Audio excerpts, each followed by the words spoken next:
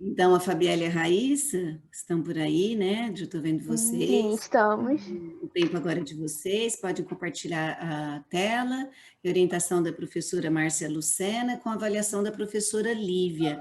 Ela está em outra reunião, acompanhando partes pelo YouTube e participando da reunião, mas ela agradeceu e se dispôs ainda em outros momentos a colaborar com vocês. Então, ótima apresentação. Obrigada.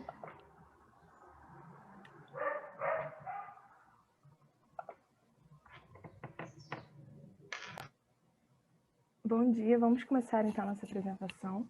Nosso trabalho nada mais foi do que... Tá no slide errado. Nada mais foi do que a elaboração e aplicação de um formulário para a identificação do impacto socioemocional em famílias de criança com trissomia do 21 e encefalopatia crônica não progressiva, desde o diagnóstico até a inclusão.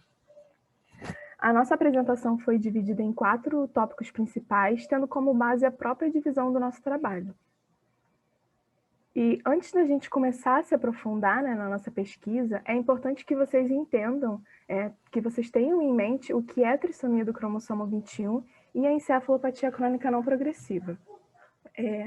A trissomia do 21, mais conhecida como síndrome de Down, é uma alteração determinada geneticamente. E como o próprio nome diz, é uma alteração cromossômica.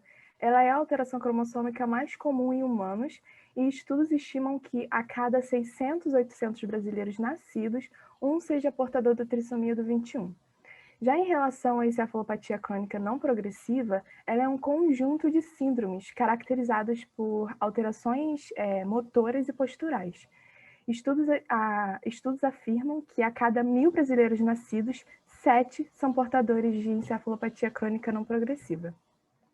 É importante também que a gente tenha em mente que crianças com essas duas condições podem ter um desenvolvimento atípico, e isso pode gerar demandas sociais, intelectuais e até mesmo comportamentais. E a família, ao tentar suprir essas demandas, podem evidenciar, né, podem experienciar vivências de sobrecarga física e emocional.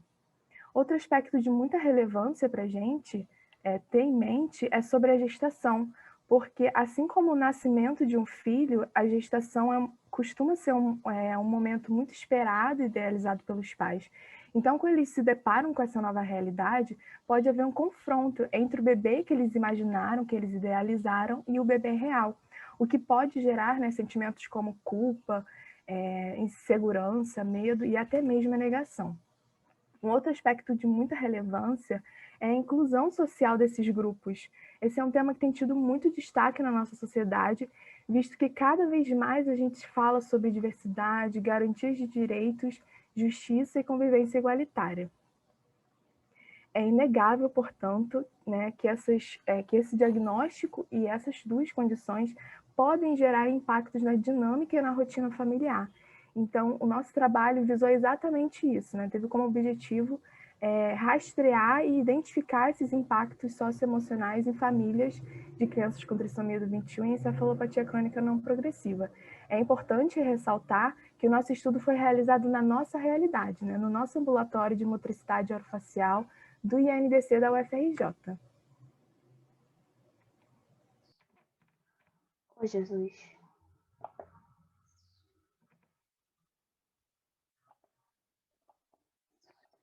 Nosso método. A nossa pesquisa foi realizada por meio de uma abordagem quantitativa com desenho de estudo descritivo transversal. Então, dividimos nossos métodos em 2 etapas. Na etapa 1 foi a busca bibliográfica e a construção do formulário. Realizamos uma busca por artigos que tratassem o binômio criança e família em trissomia do cromossomo 21 e encefalopatia crônica não progressiva, bem como os sentimentos e os impactos que esse diagnóstico provoca. E para o nosso questionário, utilizamos 3 artigos para embasamento teórico. Dessa maneira, foi possível elaborar questões que estivessem de concordância com os achados científicos até o presente momento. Então, na base de dados Biblioteca Cielo e Google Acadêmico, encontramos 88 artigos, e excluímos 59 por não entrar em nosso critério de inclusão ou ter objetivo diferente do nosso. Fichamos 29 artigos, 11 usamos na introdução, 3 para o questionário e 15 na discussão. Só que no decorrer da discussão, a gente percebemos a necessidade de artigos que relatassem a inclusão e a exclusão dessa população, bem como os artigos que falassem sobre o nosso novo normal, sobre as pesquisas remotas. Com isso, encontramos mais 5 artigos que foram inclusos na discussão. A etapa 2 está passando. Etapa 2 foi a aplicação remota do formulário, que se deu através da plataforma Google Forms. Foram convidados a participar da nossa pesquisa os responsáveis por pacientes do ambulatório de motricidade orofacial. Com isso, tivemos 12 participantes. Todos assinaram o termo de consentimento livre esclarecido e também se enquadraram no nosso critério de inclusão, que era ser maior de 18 anos e ser responsável por algum paciente com encefalopatia crônica não progressiva ou síndrome de Down do nosso ambulatório. Todos os dados foram coletados pelo Google Forms e gerados estatísticas automaticamente. Após isso, foi possível elaborar e estruturar os nossos resultados através de gráficos, tabelas e nuvem de palavras através do site infogram.com. Esse aqui é o resumo do nosso método. E com a análise da resposta, conseguimos evidenciar os 5 principais resultados que será discutido a partir de agora. O primeiro resultado é a idade e sexo do participante. A idade variou entre 25 e 61 anos, com a média de 42,58 anos e a mediana de 44. O sexo predominante foi o feminino. Esses achados condizem com os achados na literatura, onde uma amostra se constitui somente de mães, ou mais de 80% eram mulheres. Isso se deve ao fato de, culturalmente, delegarmos às mulheres a tarefa de cuidador principal, sendo ela responsável por prestar assistência física, emocional, medicamentosa, entre outros. Um estudo realizado em 2012 na Clínica Escola em João Pessoa, na Paraíba, destaca que essas mulheres geralmente são as mães e as avós, principalmente a materna. Outro resultado em evidência é a nuvem de palavra formada pelo primeiro sentimento após receber o diagnóstico, sendo o medo o sentimento mais recorrente. Vimos ao longo do nosso trabalho o quão difícil é o momento do diagnóstico. Por isso, os sentimentos negativos são comumente vivenciados por essa família. Na literatura, encontramos sentimentos de choque, raiva, tristeza e culpa. Devemos levar em consideração que esses sentimentos afetam negativamente na formação e no processo do vínculo afetivo. Outro resultado em evidência foi as principais mudanças de vidas que ocorreram nos pais, na mudança da vida, onde 50% dos participantes da nossa pesquisa relataram uma rotina muito elevada de consultas, exames e terapia, o que também está de acordo com a literatura, pois estudos evidenciam que o nascer de uma criança com encefalopatia crônica não progressiva e dissomia do cromossomo 21 acarreta grandes mudanças na dinâmica, convívio e na rotina familiar, sendo as principais mudanças relacionadas aos cuidados necessários que essa criança precisa e o tempo atribuído a essa tarefa. Tais observações são importantes, pois apontam os possíveis prejuízos econômicos, sociais e individuais que esses pais podem ter na sua qualidade de vida, bem como na qualidade de vida da criança. Os próximos resultados serão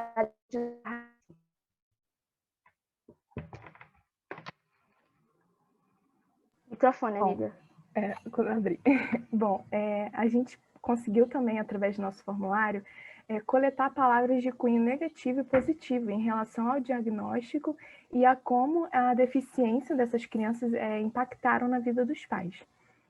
Em relação às palavras negativas, a gente pode ver aqui, através dessa nuvem de palavras, que o medo foi a palavra mais utilizada pelos pais, sendo seguido por preocupação e preconceito, o que pode ser correlacionado com o estudo de Desotti, no qual ele relata que os pais experienciam uma variedade de sentimentos negativos, que passa desde a raiva, cansaço, frustração, até sobrecarga, estresse e insegurança. Mas é muito importante ressaltar que a síndrome de Down e a trissomia do 21 não podem ser limitadas apenas a sentimentos ruins, o que a gente pôde evidenciar no nosso trabalho e nos demais estudos. Pode passar, amiga.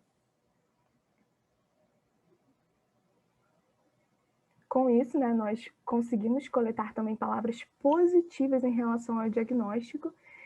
Através dessa nuvem de palavras, a gente pode ver que o amor foi a palavra mais utilizada pelos pais, sendo seguida de responsabilidade, superação, capacidade, enfim.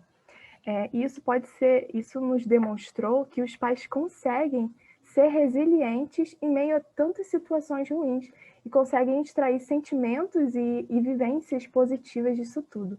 O que pode ser correlacionado também com o estudo de Rock, em que ele relata que os pais, através dessas dificuldades e as vivências cotidianas, eles conseguem estreitar os vínculos familiares e conseguem experienciar momentos de aprendizagem e superação, o que acaba fortalecendo e unindo essa família. Pode passar. Por último, nós coletamos também relatos de situações de inclusão e exclusão, e nós podemos observar que a maioria desses relatos tiveram como o ambiente principal, né, a escola, o que entra em concordância com a literatura, porque os estudos apontam a escola como um dos principais ambientes em que a inclusão e a exclusão é mais significativa, né? Isso é de extrema importância para a gente, porque a escola tem esse papel, né, principal de fornecer condições adequadas para que as crianças desenvolvam a sua aprendizagem e o seu desenvolvimento. Foi possível, então, concluir que o nosso formulário, né, que o formulário elaborado pelo nosso trabalho, demonstra um bom potencial de se tornar uma ferramenta de investigação do impacto socioemocional de famílias de crianças com trissomia do 21 e encefalopatia crônica não progressiva, mas para isso se faz necessário um processo de validação para que seja comprovada a sua eficácia. E, embora já se tenha conhecimento de que a família é afetada social e emocionalmente, foi muito importante para a gente quantificar e caracterizar essas questões, principalmente os sentimentos que permeiam a família, né? Desde o diagnóstico até o tratamento e a inclusão. A gente concluiu também que essa ferramenta pode ter grande valia no uso clínico, contribuindo para uma maior interação, conhecimento e engajamento dos pais. Obrigada, gente. Obrigada, parabéns, Raíssa e Fabielle, linda explanação, e Márcia pela iniciativa do belo. Parabéns. Então, dando continuidade, né, orientação agora da Gladys, com orientação da Márcia, que estava aqui, trabalho da Jéssica.